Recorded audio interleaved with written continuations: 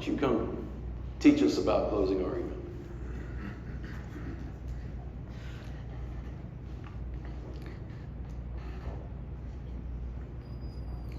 This lawsuit never should have been filed. You shouldn't have had to sit here for the last several days dealing with this lawsuit. This lawsuit, as we've discussed since day one, is about accountability. If you're going to bring into court in a very public forum, sue someone and accuse them of ugly allegations of harassment, discrimination, hostile workplace, you better be accountable. And since we discussed since opening statement, unfortunately, Ms. Winkler and her lawyer have not been accountable at all from day one.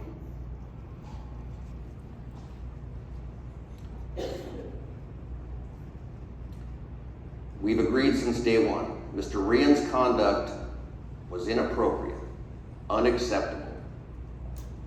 But they didn't sue Mr. Rian. No, Ms. Winkler hired a lawyer, and they sued Progressive. And if you're going to sue a Pennsylvania-based company and accuse them of these ugly allegations, you have to show severe and persuasive discrimination, and there's no evidence of it, and there never was any evidence of it, not even an allegation, until Ms. Winkler hired a lawyer and came in here and sued Progressive. And why did they sue Progressive instead of Mr. Rian? Well, it's obvious.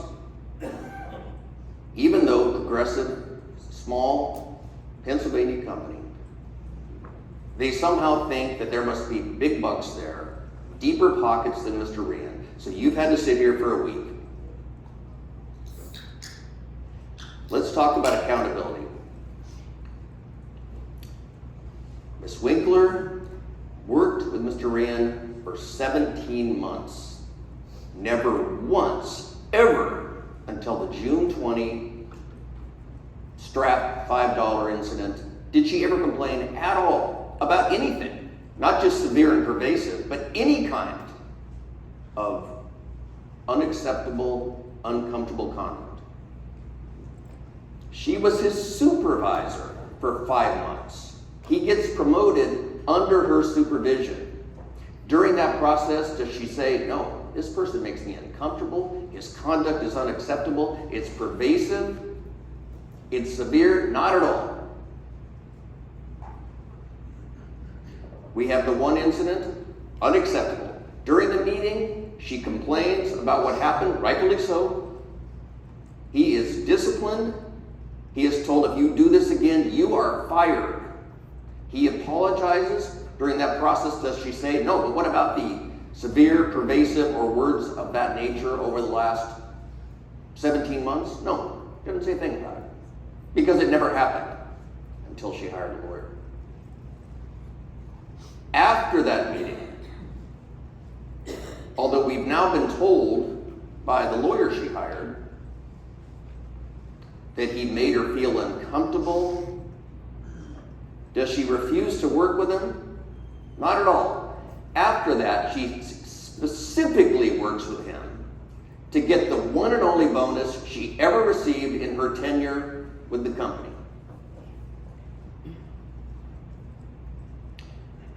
And then, literally and figuratively, is high-fiving him. And then once she gets her bonus,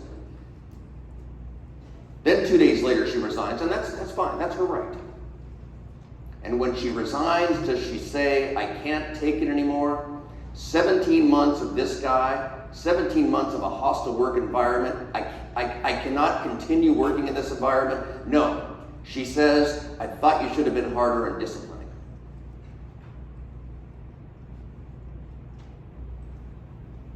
Then she hires a lawyer. Now all of a sudden, all the facts change.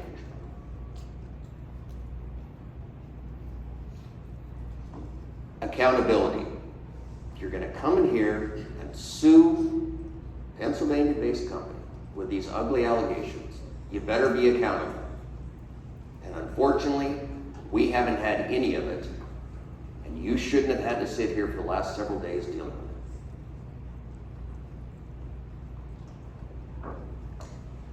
Okay, FPCC friends, I'm going to break character a little bit now.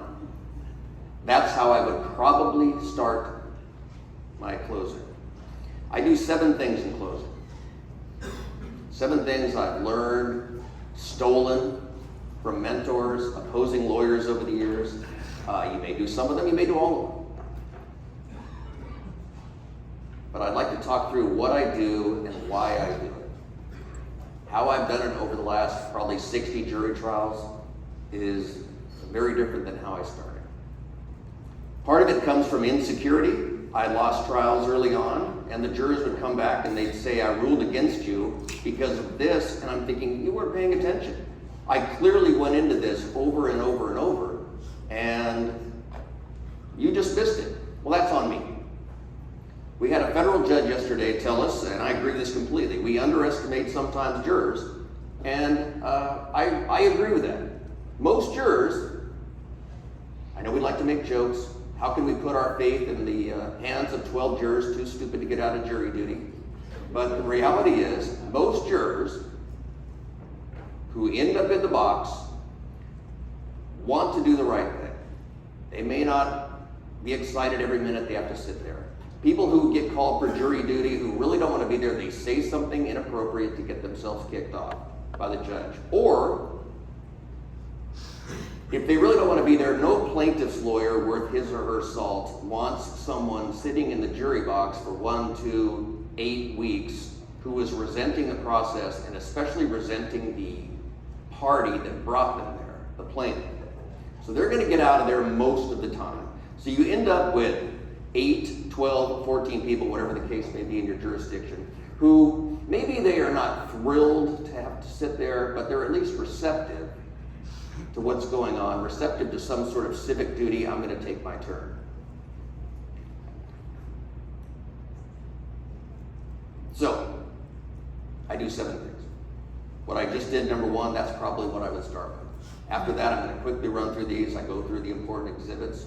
I go through what I call the seesaw. I hammer on the burden of proof. This closing argument should not be a rehash of the opening.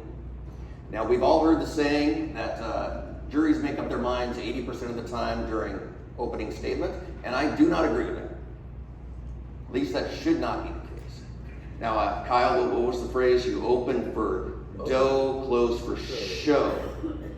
Well, I'd like to think I close for show first. No, hold on. I close for dough also. If it's just a rehash, then probably those 80%, they stay where they were at the beginning. But I go, especially if you're a defendant. There are so many things we can do, and if we do them, that number should change. Number 3, I'll show you the seesaw. I have a way of talking about burden of proof that I stole from somebody else years ago. Hammer on that as much as possible. Next, I'll talk about damages. I will read the jury instructions and mark them up and show them. We'll talk about that in a minute. 6, I'll explain that later. You may hear. 7, I'll fill out the special verdict form for them. As I said, most of this comes from insecurities I had early on where apparently I didn't do a good job of explaining, so now I'm going to nail that hammer that nail over and over to make certain nothing is left to chance. And if that is done so, if I do all of these things, most of the trials I've won. Not all. I have lost trials where I came back and thought to myself, those dumb jurors didn't understand what I was talking about. But I don't say that anymore. When I lose a trial now, it's always on me.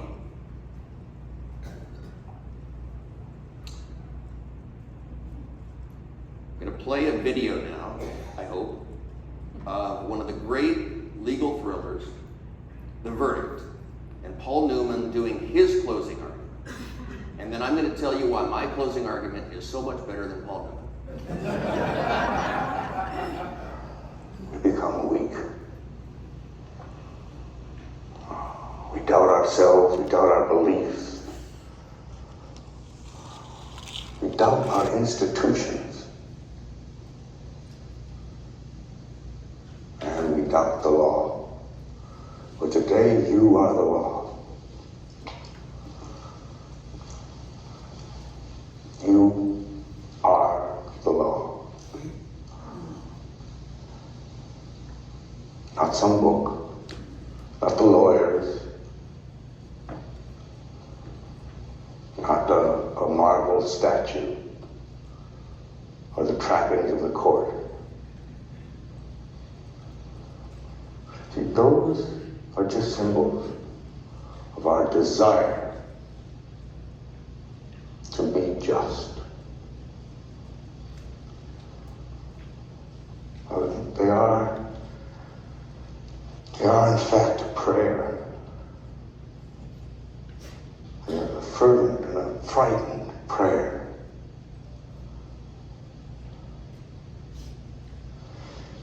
In my religion, they say act as if you had faith. Faith will be given to you.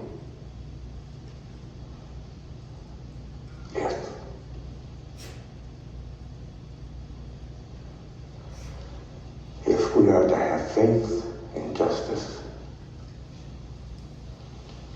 we need only to believe in ourselves and act with justice. See, I believe there is justice in our hearts.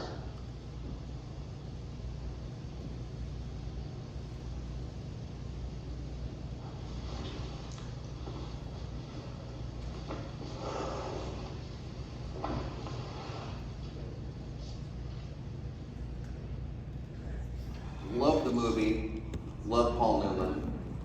I love some of that stuff, some of the themes, such. I've got a couple of those I'll talk about. But there are so many other things we can do. So let's talk about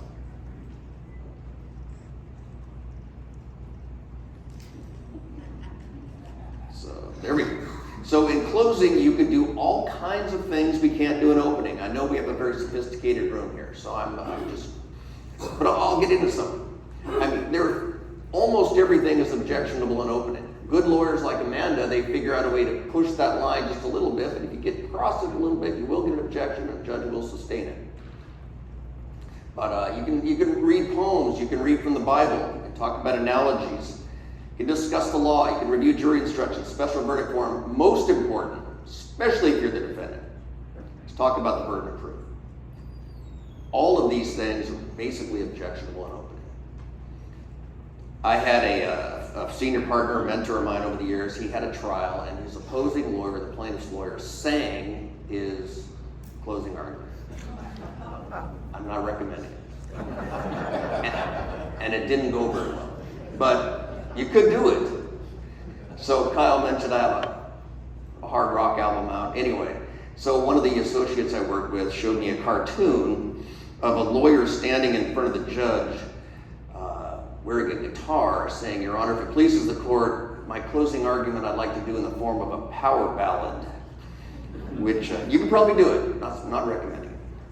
There are only a few things you can't do in closing, and it looks like a long list, but really there are things that are very obvious. You obviously can't talk about insurance, you can't talk about privileges, you misstate the law, you can't talk about taxes.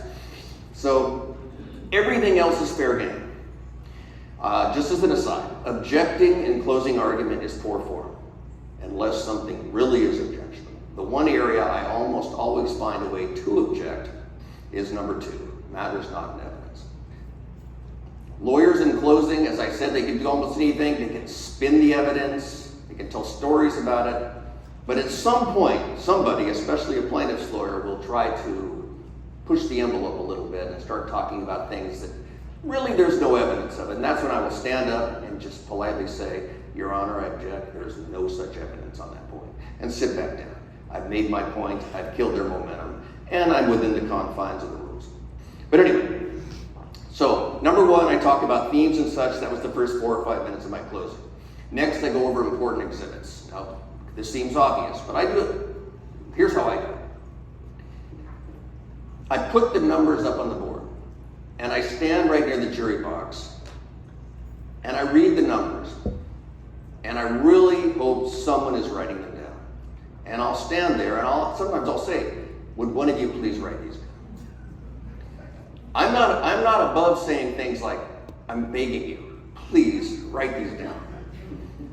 I'm also not above saying, and usually do say, if you're going to rule against progressive, please, before you do that, ask the bailiff, ask the clerk to bring you these exhibits. Number 10, number 14, whatever the case may be. Sometimes they've got them in binders in the jury room, sometimes it's electronic, but whatever the case, I'm going to tell them the process. You are entitled to look at all these, and please, I beg you, please, before you hold Progressive accountable by a verdict against them for what happened here, please, I beg you to look at these documents. These are the important documents. Now, in this particular case, the Progressive case, there really aren't a lot of documents. In fact, that's part of the issue of the case. There's no documentation of prior complaints, etc. But most cases, I tried, sometimes there's millions of pages of documents, but the reality is they always come down to the same 10 or 12 documents. So I'll beg them to look at that. That's what I do. And then I'll show, I'm not going to do it now, we don't have the real documents from the case because I didn't try the real case, but I'll show them some and I'll go through them and I'll explain these are the important documents. Here's the third one that I do. And again, I stole this from somebody when I was a new lawyer. Burden of proof, by definition, is dispositive in every case. I know you're thinking, we know this. Everyone knows this. Well, early on, I had jurors come back when I lost trials, and they didn't know that. They knew vaguely there was some kind of burden, but they didn't really understand how it works. I even like to talk about burden if I'm the plaintiff. Now, most of my trials have been defense, but I've had maybe 10 or so plaintiff's cases. A lot of FDCC members of that plaintiff's case. You get in commercial disputes. Kind of just depends who's first to the courthouse. So I like the seesaw. Everyone knows how a seesaw works. And there we've got Ms. Winkler and we've got Progressive. And I usually try to be fair. I always start off by giving them one box. Rian was wrong. So I'm being fair. I'm admitting he was wrong. But then I start loading the seesaw up. He was disciplined immediately. Every one of these boxes I'll spend a minute on. And I'll walk through it and I'll walk through it. And I'm going to skip ahead here, but at some point,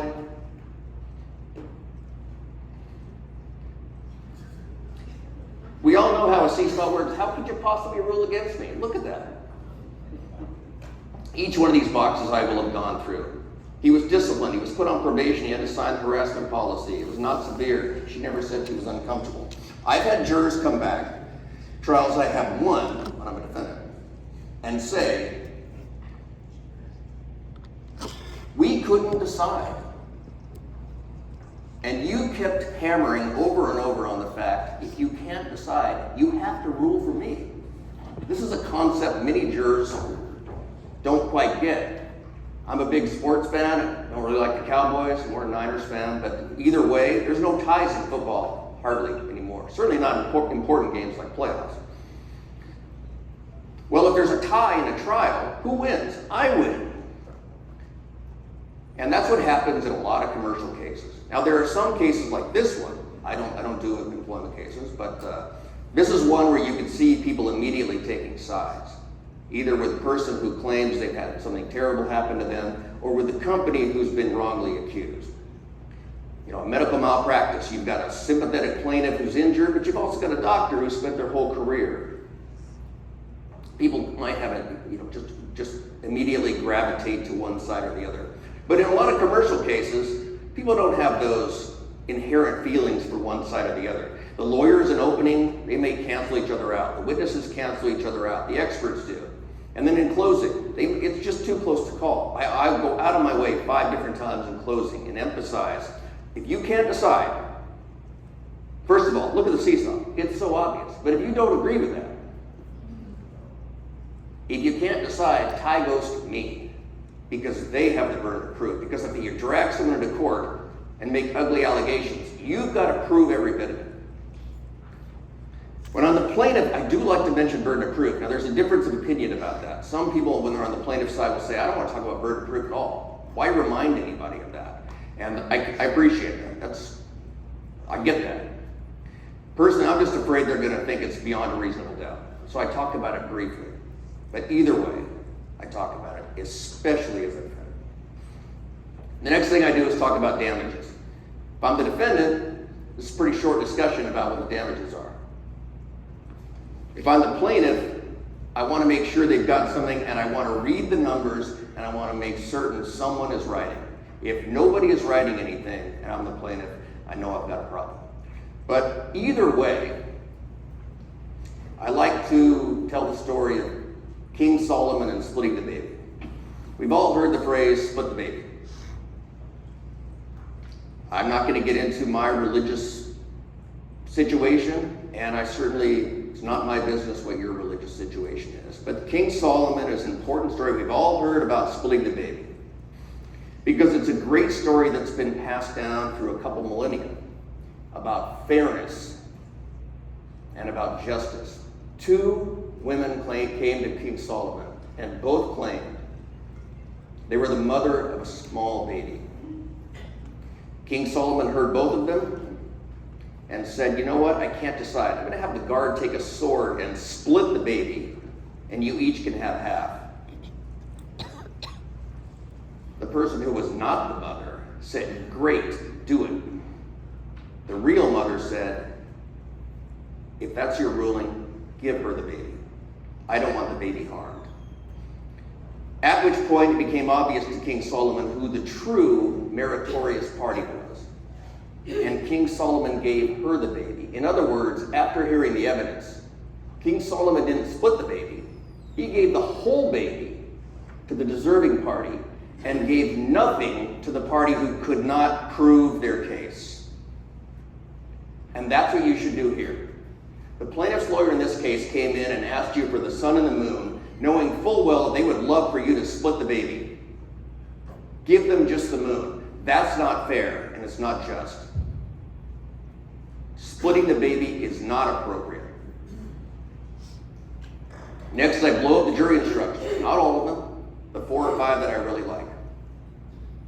I do it multimedia. This is the Instagram age, so I've got the big screen. I've also got a big blow-up poster board, and I have a pen, and I spend a lot of time marking it up. I go very slowly. I want to make sure everyone's paying attention, because this is the case. If Ms. Winkler cannot meet this burden of proof, even if you can't decide, you must rule in my favor. I have this part called Arguments You May Hear. And I stole this from a lawyer in New Orleans who I wrote a book on trial tactics with. And very, very, very good trial lawyer. He talks a lot, and I stole this too. He talks a lot about lions and lambs. On any jury, you're going to have the lions who will run the show, who are paying attention. You're going to have the lambs who either go along like sheep or go off on tangents. So I like to nip that in the bud. I go through things that somebody might hear, someone might say. Now, Jerry in New Orleans, he's very blunt. Listen, if somebody says this, they're a fool and you should jump on them. I try to be a little softer. But if somebody says, well, but Rion touched her inappropriately, they weren't paying attention to the evidence. Because everyone agrees Rion touched her inappropriately. That's not the standard in this lawsuit. They didn't sue Rion. Plaintiff wasn't satisfied with the discipline. Again, that's irrelevant. She never said anything. She couldn't get a job. She was making $34,000, whatever the case may be. That's not, if someone says that in the jury room, please gently remind them. She didn't get a job because she didn't try to hire her. She didn't apply for a job for a year. She said she would have made $34,000. She never made that amount. Whatever the case may be, I want to make certain that anyone in the jury room who says one of these things will be immediately rebutted by another juror, and I will have given them ammunition. And then last but not least, number 7, I go over the special verdict form, and I fill it out. Again, like the judge said yesterday, I'm not trying to be condescending, and I'll tell the jurors that. You've all been paying great attention, but I've been working on this case for 2 years. So I have a lot to learn that took me 2 years to learn. I will put it on the screen, I'll have a poster board, and I will show them how to fill it out. The question number 1, was there severe and pervasive harassment, whatever the case may be? And I'll put, you check the box, no. This is from a different trial I had recently, obviously. Whatever the answer may be, I'll go through and check each one and give you another chance to hammer that nail.